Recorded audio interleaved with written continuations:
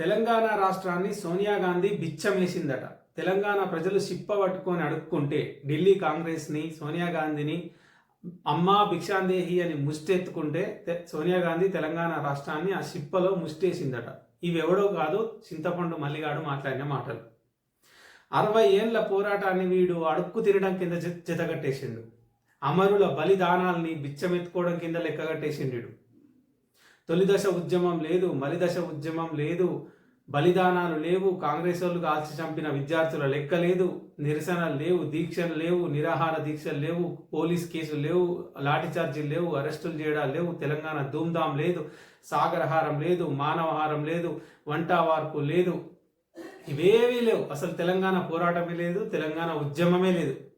డైరెక్ట్గా సోనియా గాంధీ దయదలిచి ఇగో మీకు రాష్ట్రం ముష్టేస్తున్నా, రాష్ట్రాన్ని తీసుకోండి అని చెప్పి తెలంగాణ ప్రజలకు బిచ్చమేసిందట తెలంగాణ రాష్ట్రాన్ని.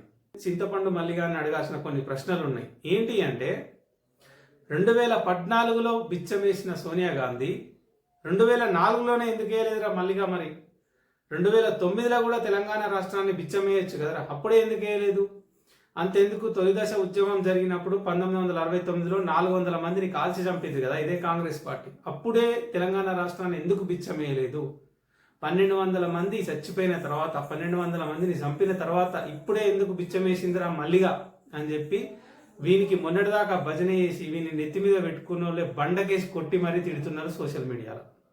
ఇంకొకటి ఏమడుగుతున్నారంటే, పేద ప్రజల దగ్గర ఛాయ పైసలు అడుక్కున్న బిచ్చగానివి నువ్వు, నిరుద్యోగుల దగ్గర ఒక్క పూట తిండి పైసలు అడుక్కొని ఎదిగిన బిచ్చగానివి నువ్వు, నిజమైన బిచ్చగానివి నువ్వు, ఓట్లు అడుక్కొని నిరుద్యోగుల ఓట్లు ముష్టెత్తుకొని గెలిచిన బిచ్చగానివి నువ్వు. అసొంటిది తెలంగాణ ప్రజల్ని ఇయ్యాలి ఒక్క పదవి రాగానే పొగరు తలకెక్కి తెలంగాణ ప్రజల్ని బిచ్చగాళ్ళంటున్నావు, తెలంగాణ రాష్ట్రాన్ని బిచ్చమంటున్నావు. బిడ్డ, కేసీఆర్ని తిడితే ఊరుకున్నాం కానీ తెలంగాణ రాష్ట్రాన్ని తిట్టినా, తెలంగాణ ప్రజల్ని తిట్టినా సీరి చింత గట్టి చింతపండు దంచి చింతచారు చేసి నీతోటి తాగిపిస్తారు తెలంగాణ ప్రజలు. ఇంకొక విషయం కూడా గుర్తుపెట్టుకో, తల పొగరు తగ్గించుకోకుండా బల్పు మాటలు ఇట్లనే మాట్లాడితే నీ క్యూ న్యూస్ ఆఫీస్ ముందే నువ్వు బిచ్చమెత్తుకునే రోజు వస్తుంది అని చెప్పి తెలంగాణ ప్రజలే అడ్డగోలుగా పొట్టు దుమ్మెత్తి వస్తున్నారు. గుర్తుపెట్టుకోరావు, ఖబర్దార్ మల్లిగా అని.